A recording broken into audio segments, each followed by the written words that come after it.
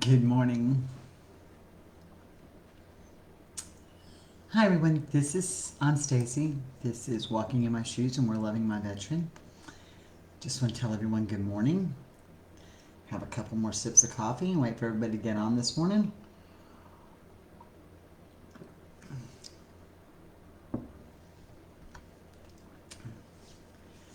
So, we're talking about all month about building long lasting, loving, strong, healthy relationships, which we can do. Um, Good morning, Miss Nakia. Um, that's where we're at this morning, and we're going to talk about building those relationships. Um, we've kind of dealt with what a healthy relationship looks like. The first week, we've learned about toxic things in our relationship, how to fight fair. And before we get into the nuts and bolts of rebuilding these relationships, today we're going to talk about building those relationships within physical and emotional limitations. We all have those in our life. Our spouses have them, people we encounter have them, and you can't fight fair, you can't build a relationship if you're not aware of those limitations. So that's going to be super important. You know, I got to have a few more sips of coffee. Let me get coffee, real coffee this morning. So, when we talk about our physical and mental limitations, we have them. Um, our veteran has them. So we have to start thinking about those limitations. And there's other things like financial limitations. You know, how many times do you see these couples, or you hear friends or whatever talk about, oh, well, we're going to the mountains for a week and we rented this and we're going to have this and we're going to have that and it's our healthy little retreat. Well, not everybody has the money to do that. So you can't take and go to this retreat or do go skiing or whatever if you financially do not have the money. That is a limitation. So you can't do that. So you have to build your relationship around your trip, around your financial limitations. Okay? On that level, we kind of all get it. Sure, we'd all, hang on a minute, y'all. I gotta have a little heat on my toes this morning. Sorry. We'd all like to have those. We'd all like to be able to do whatever. But you can't because we have limitations. They're just there. So when we start talking about things that we can do in our relationship, like the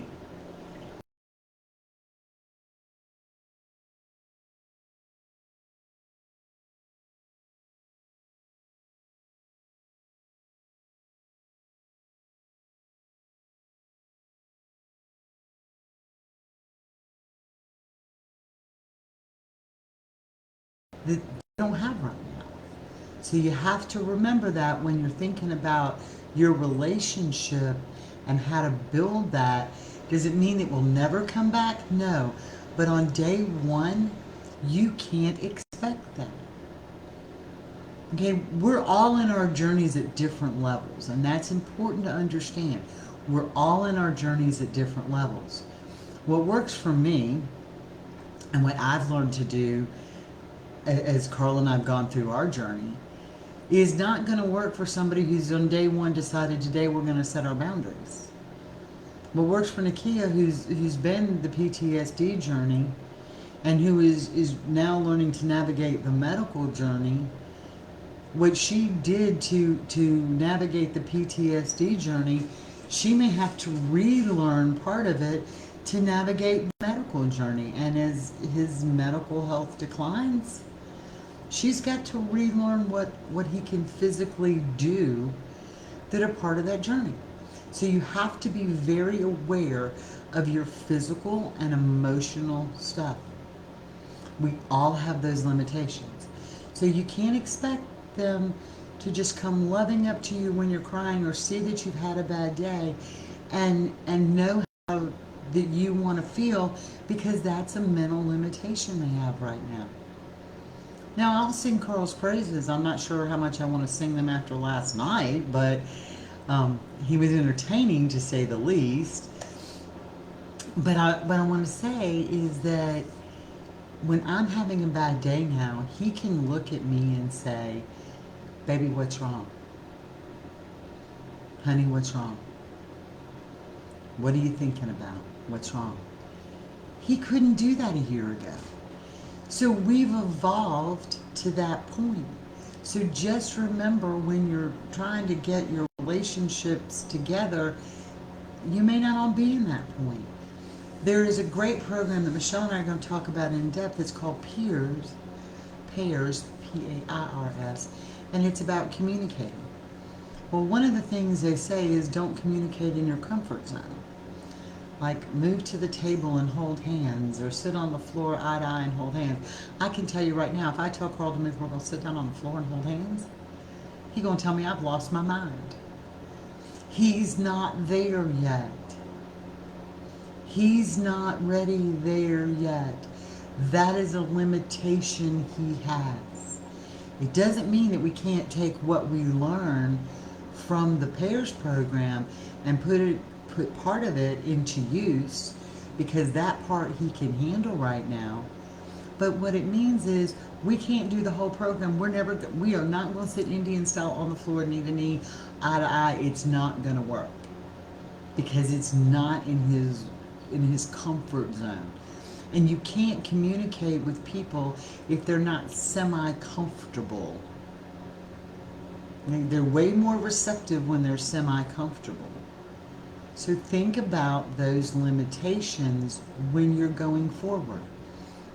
That's why I'm a big advocate of the programming, the anatomy, if you will, of a combat veteran, and how they were programmed. Mission first. They get 2, maybe 3 objectives on their mission. They accomplish those. They go on.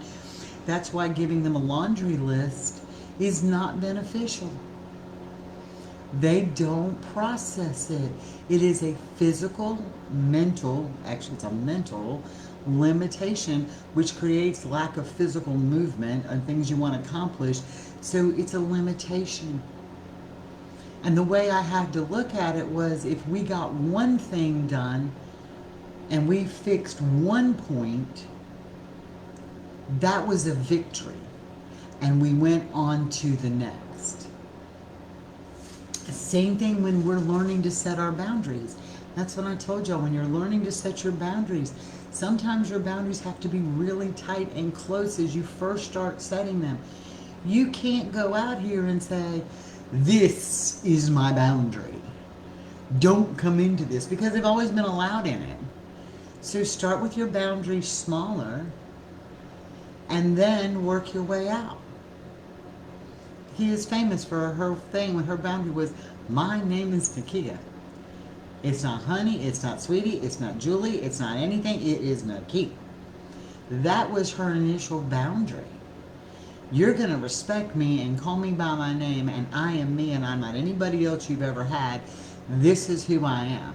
And then as she grew, her Richard grew, those boundaries could become a little further out. But it takes time. So be aware of those limitations. It's so easy for people to write these books and give you advice that, one, have never been down this road, first of all, and 2, are giving you the advice of what a perfect, normal relationship is like, but they've never been there. They're not thinking about all the pieces that fall in. Our individual baggage. Right? We all have this individual baggage. So you're going to have the individual baggage that comes into play. You're having the emotional limitations that you can't deal with, or he can't deal with, or they can't deal with, or your spouse, your kids can't deal with, or your mom can't deal with, whoever you're having a relationship with. This doesn't just apply to our veteran. This applies to everybody in our relationships. We can't do that without being aware of limitations. And it is critically important that you understand that. Those limitations are super important that we get it. I had a 28-year marriage with a guy who was very narcissistic, very demanding, very whatever. So when Carl wanted to talk to me and not be that way, be like, hey, what do you want? Whatever you want. Well, that would make him so mad when he said, babe, what do you want to do? I don't care, whatever you want. That would make him so mad. But for 28 years, I had always succumbed to, what do you want? Whatever you want. That was the way it was done, whatever he wanted. Wasn't about me. Sorry. It was about him. So my emotional baggage wouldn't let me open up to being able to decide simple stuff like, what did I want for dinner? What TV show did I want to watch? Little stuff. What do you want to do today? Whatever you want. It wasn't like that. Good morning, Roxy. It wasn't like that. Because that was my emotional limitation. That wall had to come down over time. Now, God help him if he asks me what I want. I don't just say, any piece of chocolate will do. I'm specific. I want like a Snickers bar, depending on my mood, or I want a Reese's. I am very specific. Okay, so that is a limitation that I had initially that I don't have to have anymore. And those will start to go away. Those emotional limitations will go away. You can't just come into them and look at when they say they have a date and write it down in your calendar and say, okay, well, you know, you've gone to therapy and you've done this, so this date should no longer affect you. It's not going to work that way. It doesn't work that way. Can you bring in their behavior? Can their behavior change? Yes. Can their emotional response change? Yes. Can you be more supportive? Absolutely. But that is a limitation. It's the way it works for all of us. I get very emotional on the anniversary of my dad's death and very emotional on the anniversary of his birthday. I'm not good. I'm not good at those times. It's not something I'm good at. Carl asked me today, he said, what's bothering you? What are you thinking about? Nothing. My dad died in February. It's hard. And the thing is that I didn't initially think about that. But all these emotions started coming out. And now I realized, hey, dingbat, this is your emotional limitation.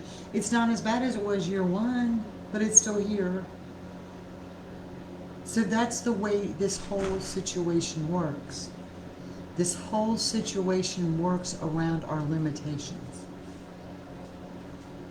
That's what happens. And you can't expect things that we or them cannot physically or mentally or emotionally do. So day one in trying to learn to communicate, you can't go in and expect to sit down and have a 90-minute conversation that's going to be productive when you can barely decide what you want to eat for breakfast together. Once you get past that and you start communicating on the little things, the rest of it's all going to fall into place. But it takes time, and it takes an evolution. Michelle is famous for using the words evolving together. And you have to do that with respect to your emotional and your physical limitations. With respect to your emotional and physical limitations as well as them. You know, I was active, I ran, I did. Now I find myself needing to take a nap, which just totally blows my mind, okay? But he respects that. And he gets that. And he understands that. So that has become a new limitation for us. can't go forward if you don't understand how it works. And that is very hard. You know, I use the analogy of going Christmas shopping or Black Friday shopping or wanting to go buy gifts together. You know, crowds freak them out. He's not going to do that with me. I won't say he won't because he has, but on very limited amounts. And he gets excited because I get excited. And he sucks up a lot for me. We did manage to do Hobby Lobby at Christmas time. But he sucks up a lot for me.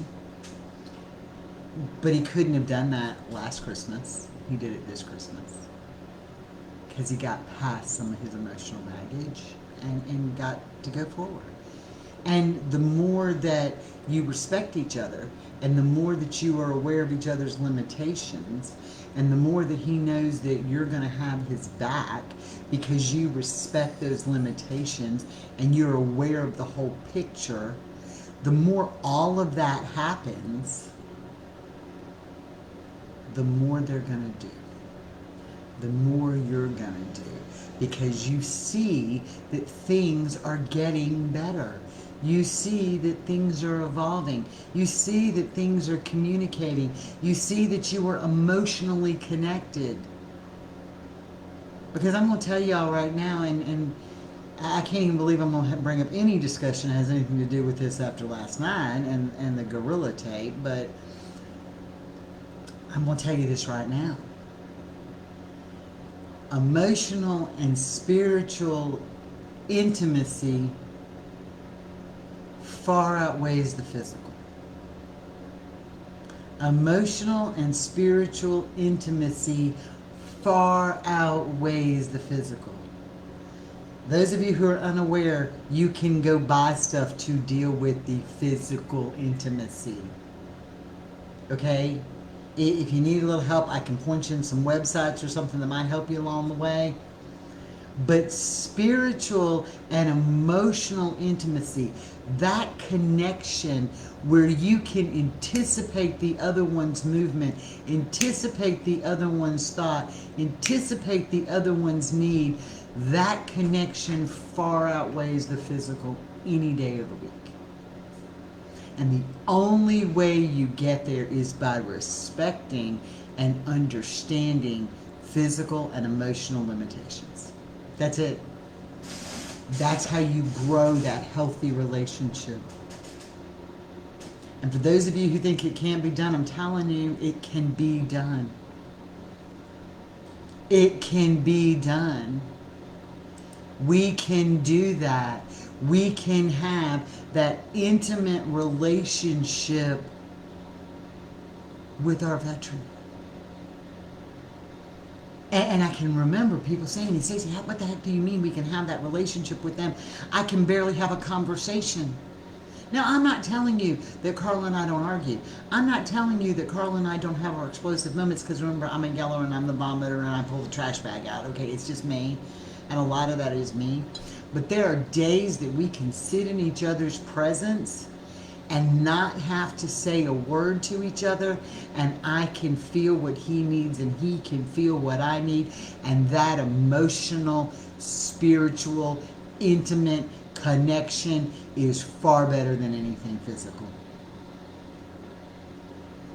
because we've conquered the other stuff, or we're conquering the other stuff. And it's hard, but you got to be aware of those limitations. You know, I only say this because of my granddaddy, who lost the one leg way up into the bone and everything else. He couldn't wear a prosthetic. Right? Trust me, my grandmother wasn't a runner, but if my grandmother decided to run the marathon, asking my poppy on one leg and crutches to run the marathon was probably out of his physical, he could do anything now, probably out of his physical limitation. Okay? It was probably out of that realm. So you can't put that pressure on them that's out of their realm, because you know what happens when you do that? When you put this pressure, well, you know, I was watching the video today, and Stacy said that they're doing this, and how come we're not? What's wrong with us? When you do that, guess what you've just done? You've taken anything positive and you've made it deflated because you've made them feel broken again, and you go backwards. Embrace your veterans' personal, emotional, and physical limitations just like yours. You may not be able to talk to them the way I talked to Carl. Probably be a good thing so you didn't vomit and dump the trash bag out. But you may not be able to do that. But you're going to find what works for you. When we have a conversation, it has to be after 2 cups of coffee and after 2 cigarettes. Okay, if I try to have that conversation later in the day, it doesn't necessarily work. Because I know he's more receptive before all the junk of the day has gotten into his head. He is more receptive to have a conversation at that time in the morning. But I know that. And there are some guys that aren't good morning people. There are some people that aren't good morning people. So you don't have it then. You know, we have a rule. Him and I have a rule. We don't discuss anything major in the bedroom when we go to bed. Not gonna happen.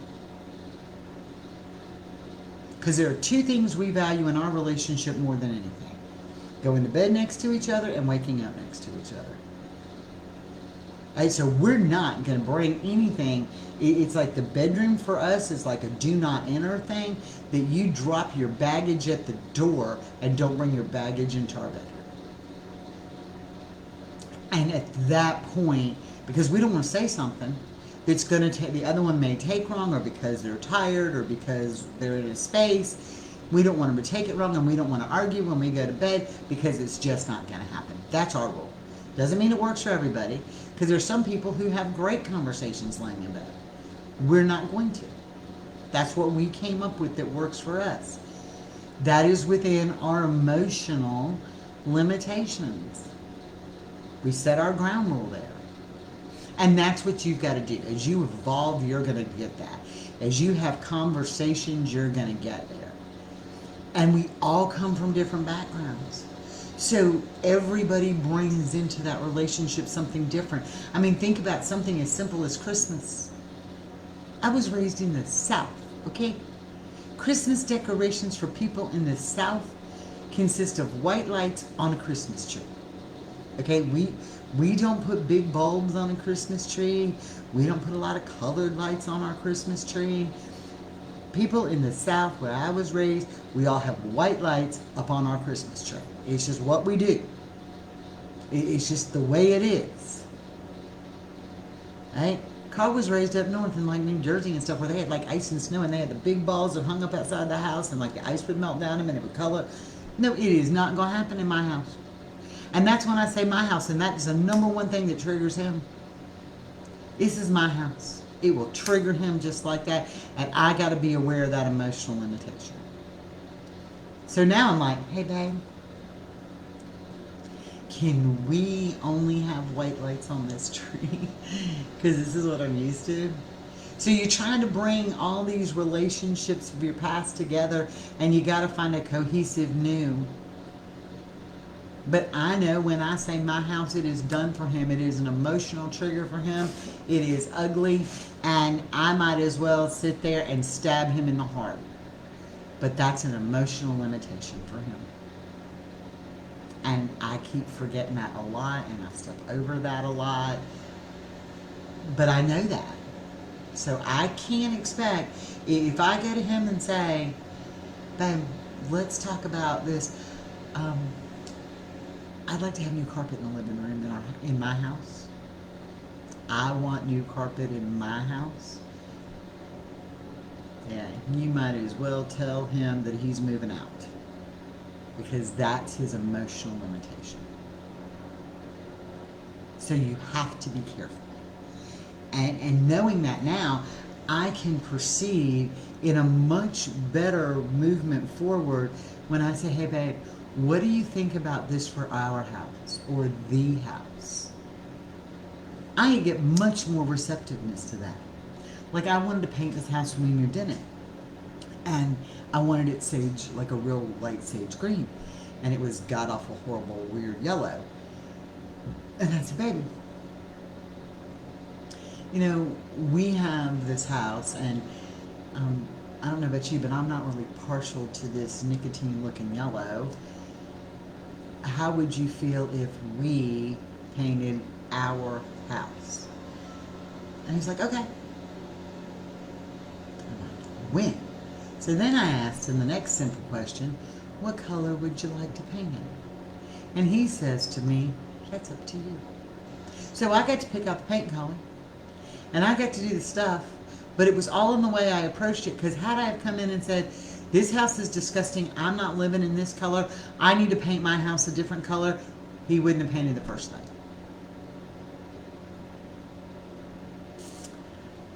Emotional limitations. Asking them to go to a fireworks if they can't do it is not going to happen. Now, Carl went to Disney with me and we watched the fireworks. Do you know why? Because he knew where they were being fired off from, and he knew the exact time, and he said he could handle it because they weren't being shot from anywhere else. They were only being shot from this place, and we knew it, and he could watch it, and he was okay with that because he was aware, and it was a little uncomfortable, but he made it work for me because he went out of that comfort zone just a little bit, but because he could see it and knew where they were coming from and knew the exact moment they were going off, guess what? It worked because I was aware of that limitation, and I was willing to sacrifice not watching him and watching him from a distance, and he was okay with going because he knew, and we found a way to compromise, and that's how we got there. So when we start talking about the next steps in this thing on how to build a good relationship, you've got to be aware of those physical and mental limitations. You have to be aware of that. It's the only way it's going to work. And what works for me may not work for you. It's just like I said yesterday when we were talking about different forms of treatment. This is a whole new sore subject for me. There are 2 medications that are FDA approved to treat PTSD. The VA goes off label. We know that. They admit to that. I posted the documentation that shows that. You can go to some people, couples therapy works amazing. And I'm not telling anybody don't go to couples therapy, because if it works for you, then by goodness, that's where you need to be. If Christian counseling works for you, that's where you need to go. If drug therapy works for you and your veteran and it's making progress, that's where you need to be. If you don't want your veteran to drink and there's horrible stuff that happens when they do, that's between you and them, and that's where you guys need to be.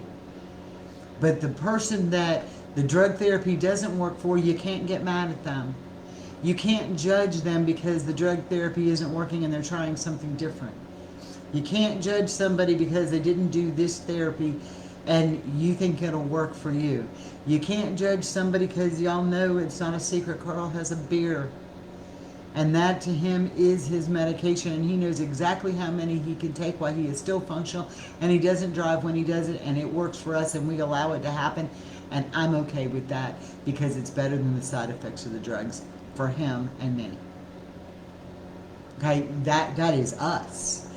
That goes back to the book, Functional Personal Lifestyle. We all have it, but know your limitations because we all have separate functional personal lifestyles. It all comes from our past. It comes from their past. It comes from the physical limitations. It comes from the mental limitations. So what works for one may not work for everybody else. There are people that cannabis treatment works amazing for. But look, I'm old, okay? I just thought you smoked pot, you smoked pot. I didn't realize that you got CBD from this and THC from this, and there was a different kind of this and a different kind of that. I didn't know all that worked. But people that THC and cannabis is working for, they know all that dosing.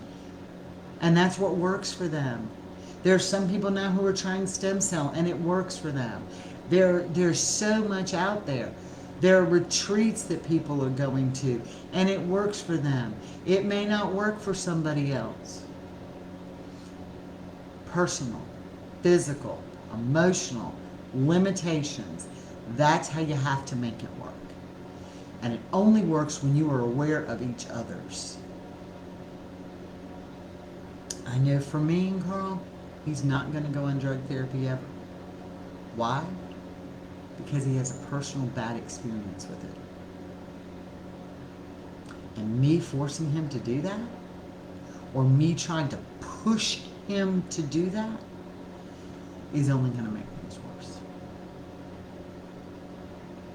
So it's very important that you understand those limitations. It's very important that even in these groups, when we're talking about all of this stuff that works, when all of this stuff works, which we're glad you found us too. We're happy you're here. When all this stuff works for you, doesn't mean it's going to work for somebody else. And so if somebody says, this isn't working for me and my veteran, don't discourage them, lift them up and say, I'm glad it's working for you. Is there any other alternative you may know about?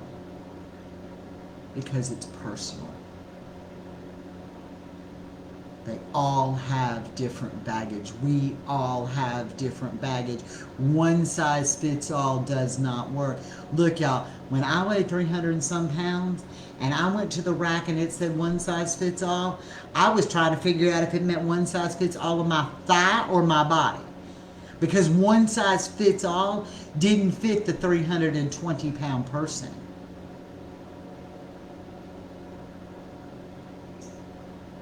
Yeah, the key. Inpatient, although it works for many, due to abandonment issues, it was no-go from Richard. Carl's not going to do inpatient. He ain't going to let me be out of his sight. His mission is to protect me. His mission is to watch me. His mission is to guard me and make sure my health is okay. And if I told him he had to go inpatient somewhere, you might as well put him in a straitjacket, drag him off, and give him sedatives the rest of his life, because he ain't going to do it.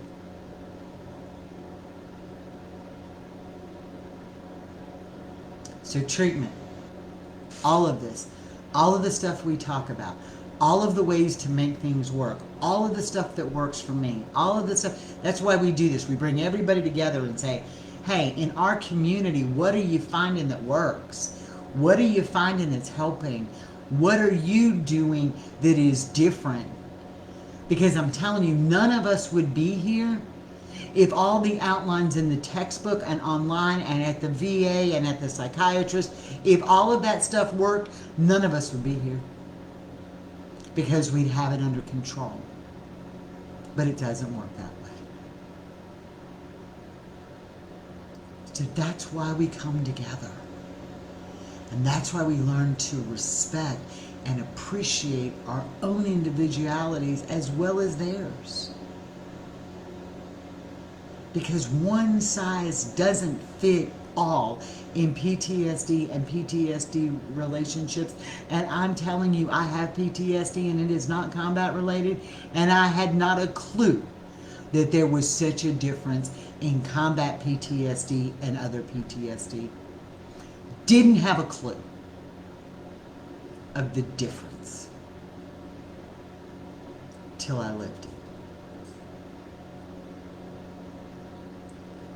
And how Carl's PTSD responds is different than how Damon's is. It's different than Richard's is. It's different than Mike's is. It's different than his best friend Jeremy's is. What's working for Jeremy treatment-wise, Carl tried, it didn't work for him. What's working for Carl treatment-wise, Jeremy tried, it didn't work for him. But the thing is that the treatment that they're on right now is working for them as individuals and their families. And that's what matters. That's what matters. All right, ladies and gentlemen, it's Friday. We are excited as usual. We had an incredible Let's Talk last night. We had a lot of fun. We shared something. One of the ladies shared something incredibly deep. Just ask that you keep her in your thoughts and prayers. They know that need because that was deep, and I'm really, really, really proud of what she's accomplished. So where we are with this, next week we're going to start talking about how to make that relationship happy and healthy, and we've talked about what it looks like. We've talked about the toxic part. We've talked about fair fighting. Now we talked about limitations. So now we can spend the next 2 weeks just digging into the nuts and bolts of step by step by step how we're going to get to where we need to be and how it evolved for us. So anything y'all got to add, please add in as you're going, because this is the only way we do it is as a community. Do not forget, please, we have this platform. It is critical. We need the stories of VA. Successful, non-successful, what you found work, what you're not finding working. They need to go to VA Stories at lovingmyveteran.com. Everything will be kept confidential. Your name's not being released, none of that. But we're taking this to the national level, and we have a platform with which to speak. And I know it's June or July that it's happening. And I know the other thing is like, well, y'all, that's a lot of time. It's not. Do you realize we're now like working towards the middle of February? And it seems like Christmas just happened. So we have a lot to do, and we have an independent research team that is researching it for us and compiling all that data, so it is urgent and critical that you get that in. If you don't get it in, don't complain about the VA. We're working on it. So please get that in. Otherwise, just don't bother to complain because we gave you the voice, and, well, that's on you. Personal accountability. That's how I look at things. What else have we got going on? I don't know. We always do so much. It's ridiculous. Nakia had a great ponder point this morning. I love her. She's been down that road, and she's amazing, and we truly love her and all that she gives to us. Later this afternoon into the evening, I am going to take mental health first responder class so we can talk about, I can learn about how to deal with mental health in an emergency situation. And as a paramedic, I really want to go further into this. I've learned a lot, so I kind of want to see what they have to say. And that's from our dear friends at Circle of Arms that put that together. If you've got some mental health stuff going on, you need questions, go to circleofarms.org. They are amazing, and they'll help you through some of that navigation. What else is there going on here? I can't even think of all the stuff we have going on. We're so busy up in here. Podcast. Michelle and I are one episode away from being able to release the podcast. We have 2 cut. We want to get 3 in the books before we go forward. Anybody wants a topic we need to go over, or any of y'all want to be involved in a podcast with us, we'd love to have you. So we'll be releasing our first podcast probably the end of this month. So we have a lot going on when it comes to that. And we did talk last night, and we will put more of it out there in the next week or 2 about creating a peer-to-peer group where if you're having a bad time or a hard time, you can reach out to somebody else in this group who will be a peer-to-peer support, so you can talk to them when you're in that place and need some help. All right, y'all. I'm Stacy. Have a great weekend. This has been Walking in My Shoes, and we are loving my veteran. I will talk to y'all on Monday. Bye.